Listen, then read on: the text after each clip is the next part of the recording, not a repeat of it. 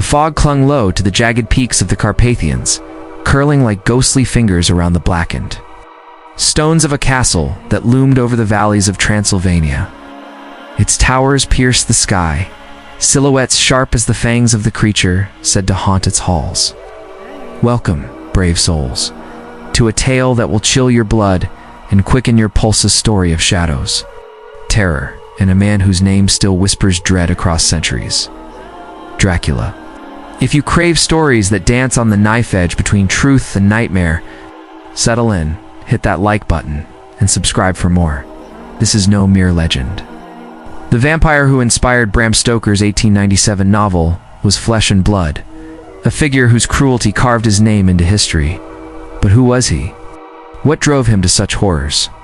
And could the myths of blood-drinking undead hold a kernel of truth? Let's unravel the mystery, thread by thread, and see if you can keep your nerve. Picture a moonless night in 15th century Wallachia, a rugged land nestled south of modern Romania. The air is thick with the scent of pine and fear.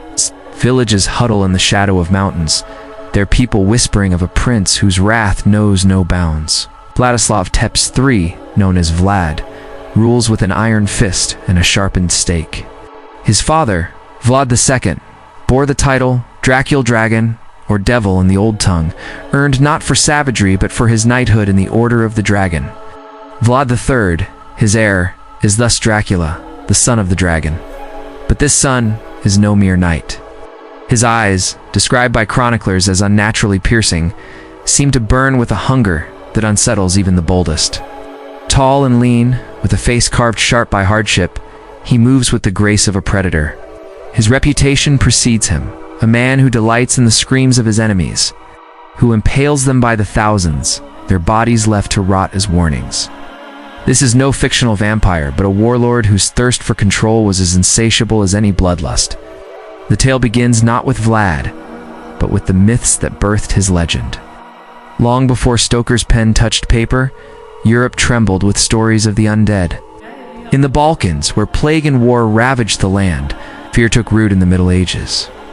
By the 11th century, a monk in Polotsk, now Belarus, wrote of a pestilence blamed on creatures that rose at night to drain the living. By the 17th century, panic gripped the continent.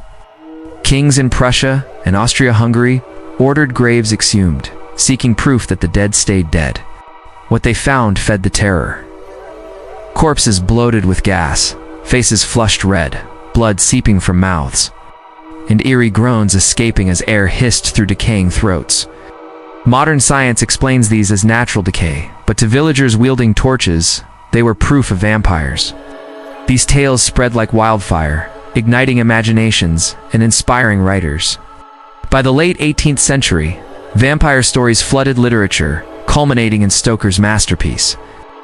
5 years before Dracula, Jules Verne's The Castle of the Carpathians hinted at the eerie allure of Transylvania's peaks, perhaps sparking Stoker's vision.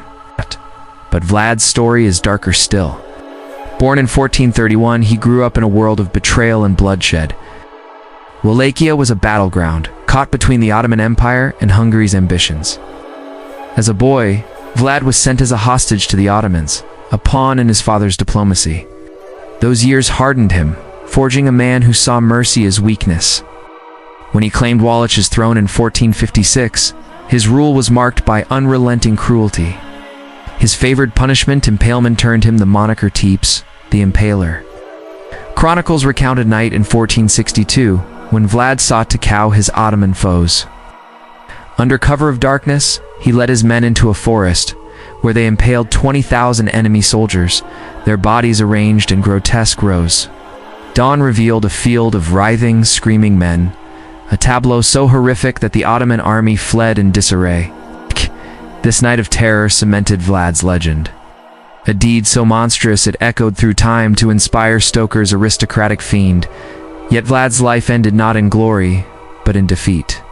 Betrayed by allies, he was captured by the Hungarians in 1462 and imprisoned for 12 years.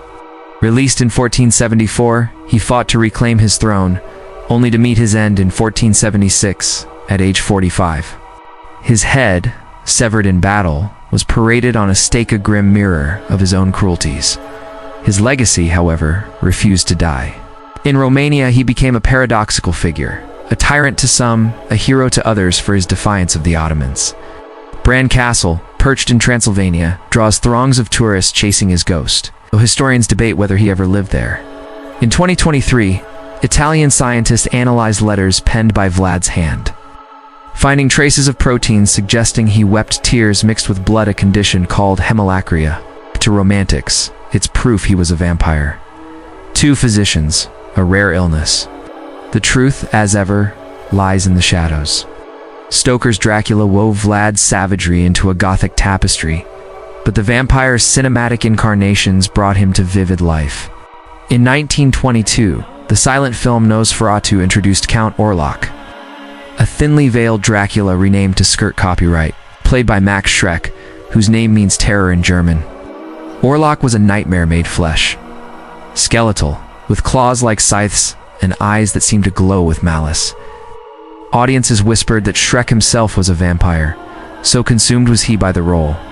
The film's producers, unable to afford Stoker's widow's royalties, altered names and settings, yet the essence remained.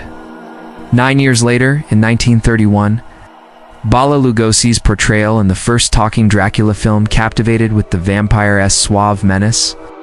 Lugosi, a Hungarian with a voice like dark velvet, blurred the line between man and myth. Rumors swirled that he drank blood off screen, and on his deathbed in 1956, he reportedly declared himself the king of vampires.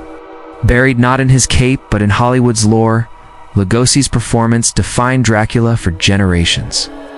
The vampire myth, though, is older than one man or one book. From West Africa's Asambasam to Malaysia's Pontianak, every culture has its blood drinkers. In Stoker's novel, Dracula is a creature of contradictions, an aristocrat with a rotting soul, immortal yet damned, seductive yet repulsive. His castle, a decaying fortress in Transylvania's wilds, mirrors his own decay. His victims, drained of life, either perish or join his cursed brood. The novel's success in 1897 tapped into Victorian fears of the unknown, its themes of contagion and forbidden desire resonating in an age of cholera and repression. Today, Dracula endures, a figure who terrifies and enthralls. His story, a blend of history's horrors and humanity's darkest dreams. As the fog thickens and the castle fades into the night, what do you believe?